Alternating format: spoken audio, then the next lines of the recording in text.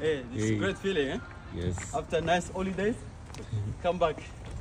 L'équipe, j'espère que vous allez bien. Aujourd'hui, nouveau Actu Foot. Sadio Mané est enfin de retour sur un terrain pour reprendre l'entraînement individuel. La blessure aura duré bien plus longtemps que prévu et on comprend pourquoi il a manqué la Coupe du Monde avec le Sénégal. Pour autant, la date de retour à la compétition reste encore incertaine parce que selon plusieurs sources, le Ballon d'Or africain va être trop juste pour le 8e de finale de la Ligue des Champions face au Paris Saint-Germain. Alors affaire à suivre. Avant d'entrer dans le vif du sujet les amis, je compte sur vous comme d'habitude pour lâcher votre meilleur pouce bleu pour le soutien, le référencement et sur la série c'est d'autant plus important comme je le dis à chaque fois. Merci vraiment à tous ceux qui le feront, vous êtes des boss. Au passage, puisque la fin de semaine réserve de belles affiches à l'image du derby madrilène entre le Real et l'Atlético en quart de finale de la Coupe du Roi, c'est l'occasion de saisir les opportunités de tenter un prono pour doubler voire tripler vos gains sur BetClick. Je rappelle qu'avec mon code LEXCITY, vous avez jusqu'à 100 € remboursés en free bet sur le premier pari s'il est perdant.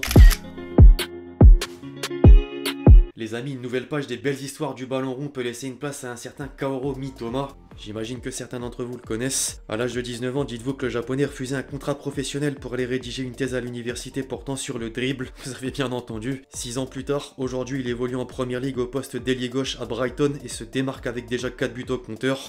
Comme quoi, malgré les sacrifices, une carrière de footballeur est encore possible avec le travail. Alors le championnat anglais fait éclore des talents, certes, mais ramène aussi des futurs grands joueurs grâce aux moyens faramineux dont disposent les clubs avec les droits TV. Je pouvais pas faire une meilleure transition pour évoquer la première de Mudryk sous le maillot bleu contre Liverpool. Le plus gros transfert du mercato hivernal 2023, entré en jeu après la pause, a déjà marqué les esprits. Malheureusement, c'était pas suffisant pour que Chelsea prenne le meilleur. D'ailleurs, personne n'a trouvé le chemin défilé. Néanmoins, l'Ukrainien peut se targuer de battre le record du sprint le plus rapide jusque-là sur l'exercice avec un flash à près de 37 km/h. Je mentais pas finalement dans le top 10 des joueurs les plus rapides de l'année. Manchester City de son côté relevait la tête après 2 défaites consécutives et avec la manière. Menés 2-0, les Citizens ont réalisé un comeback exceptionnel face à Tottenham grâce en partie à un certain Mahrez, auteur d'un doublé et d'une passe décisive. Le Télégraphe ne pouvait que le mettre en avant à l'image du Manchester Evening News avec la note de 9 au sein des pages intérieures. En revanche, on aurait pu se dire que la réaction des joueurs pour changer le cours de la rencontre avait de quoi satisfaire Guardiola. Pourtant, sa déclaration d'après-match dit clairement le contraire. Le technicien estime que ces hommes ont eu de la chance et qu'il manque du désir de gagner dès la première minute. Bon, le message n'est pas passé dans l'oreille d'un sourd parce que lors du match suivant, Haaland rentrait un triplé contre Wolverhampton. C'est la 4e fois de la saison que le Cyborg marque à 3 reprises en 90 minutes et il atteint en plus la barre des 25 buts. En parallèle, sinon le voisin mancunien a perdu sur le fil face au leader.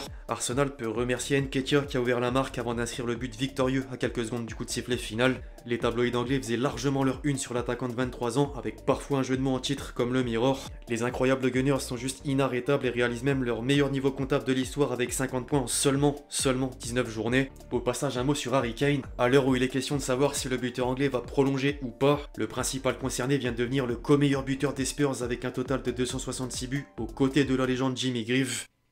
Chapeau, y a rien à dire de plus.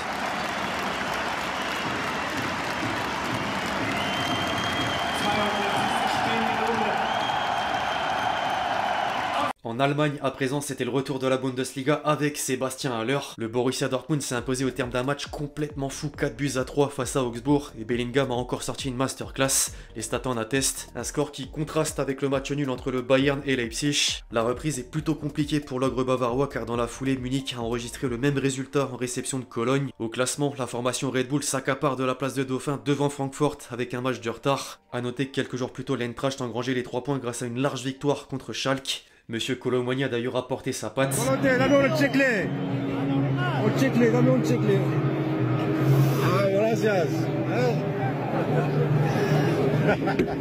Quand Ancelotti donne un chewing-gum à un supporter derrière le banc, on apprécie. Plus sérieusement, en Espagne, désormais le Real Madrid a justement aussi apprécié les 2 derniers résultats avec d'une part une belle remontada en seconde mi-temps face à Villarreal en Coupe du Roi, puis d'une autre un succès contre Bilbao en Liga où Benzema s'est illustré. Les quotidiens madrilènes suivent toujours de près la bataille à la tête du classement. Idem chez les Catalans où Sportimundo Deportivo affichait la courte victoire du Barça qui a désormais 3 points d'avance sur son rival. En Italie, à présent l'événement important c'est évidemment que la Juventus a subi une sanction de 15 points de retrait au classement.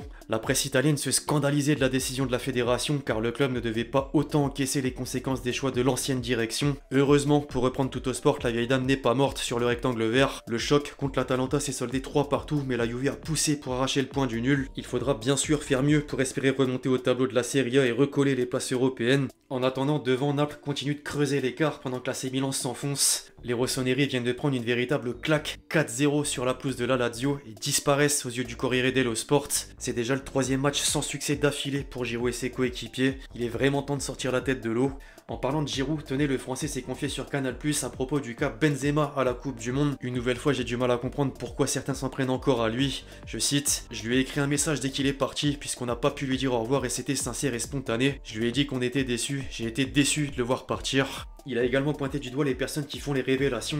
On ne m'a jamais vu déclarer quoi que ce soit ou dire que j'étais soulagé ou content de le voir partir. Ce sont toujours les mêmes qui essayent de chercher des problèmes dans cette équipe alors qu'il n'y en a pas. Certains vont peut-être me dire que c'est de la com basique habituelle, mais en tout cas à titre personnel, il est toujours resté humble et respectueux. Enfin bref, les amis, pour boucler la boucle du top 5 européen dans l'Hexagone, la Coupe de France passait une nouvelle étape avec les 16e de finale. L'Olympique de Marseille lançait les hostilités avec une victoire sur le plus petit des scores contre Rennes. En dehors de la plus grosse affiche, aucune surprise ne s'est produite, puisque les favoris sur le papier ont obtenu leur qualification, que ce soit Lyon, Angers, Reims, le Paris FC ou encore Lorient, bien qu'il a quand même fallu aller jusqu'au tir au but. Tous ont obtenu leur ticket. Les Merlus se sont vraiment fait peur à l'image du FC Nantes face à une N3. En parallèle, les deux clubs du Nord, Lille et Lens, sont passés facilement.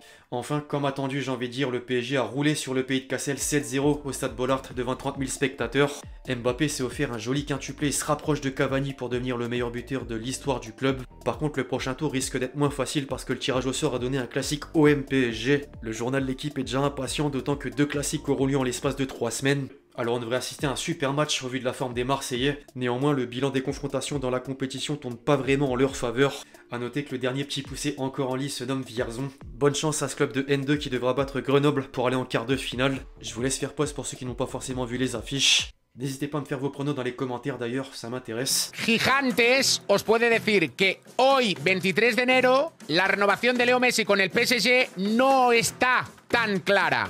Enfin, je voulais revenir sur la bombe du début de semaine concernant Messi. On en parlait dans l'intro de la dernière vidéo. L'informateur espagnol Gerard Romero a dévoilé que l'Argentin avait changé d'avis pour la prolongation au PSG. Quelques semaines avant, je rappelle que les médias français annonçaient un accord verbal. Sauf que pour l'heure, rien n'est signé. Plusieurs sources ont quand même démenti la rumeur du journaliste pro-Barça. Il est dit que l'entourage du septuple Ballon d'Or pense que c'est une manœuvre de diversion du Barça, pendant que des proches de Nasser Al-Khelaifi affirment que la position n'a pas bougé. Il veut rester. Le très célèbre Fabrizio Romano va dans le même sens. Il y a 2 options en discussion. C'est soit premièrement lever l'année supplémentaire mentionnée par le journal L'Équipe aujourd'hui, soit deuxièmement signer un nouveau contrat. En tout cas, le principal intéressé a pas l'air d'être pressé. Il profite en ce moment même de quelques jours de vacances en famille dans les Alpes. Affaire à suivre, tout simplement.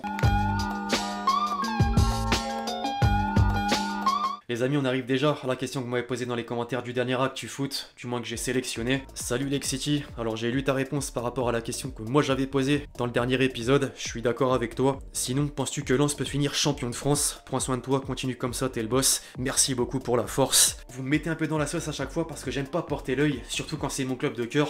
Après, on va pas se mentir et je vais rien apprendre à personne. Il y a un écart sans précédent avec le Paris Saint-Germain, pour Lens comme pour les autres équipes. En parallèle, la concurrence est importante puisque Marseille s'arrête plus, les victoires s'enchaînent. Alors je vais pas dire oui ni non, forcément je le souhaite. Pour donner un avis quand même, j'aimerais que le club termine dans le top 3, ce qui serait déjà exceptionnel par rapport au budget et pas que. Second poteau,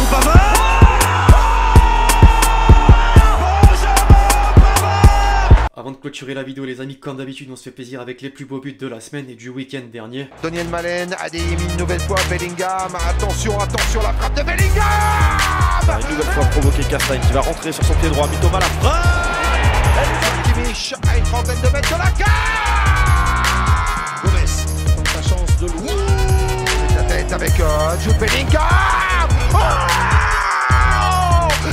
c'est complètement dingue. Le relais de la tête trouvé par Jude Bellingham et derrière Peng. Enfin bref, l'équipe c'est tout pour l'actu foot du jour, j'espère que vous l'avez kiffé, je compte sur vous si c'est le cas pour lâcher votre meilleur pouce bleu, comme d'habitude. Pensez à lâcher votre commentaire et votre question pour le prochain épisode, puis d'ici là, on se retrouve très vite sur la chaîne pour de nouvelles vidéos, c'était Lexity. Ciao ciao.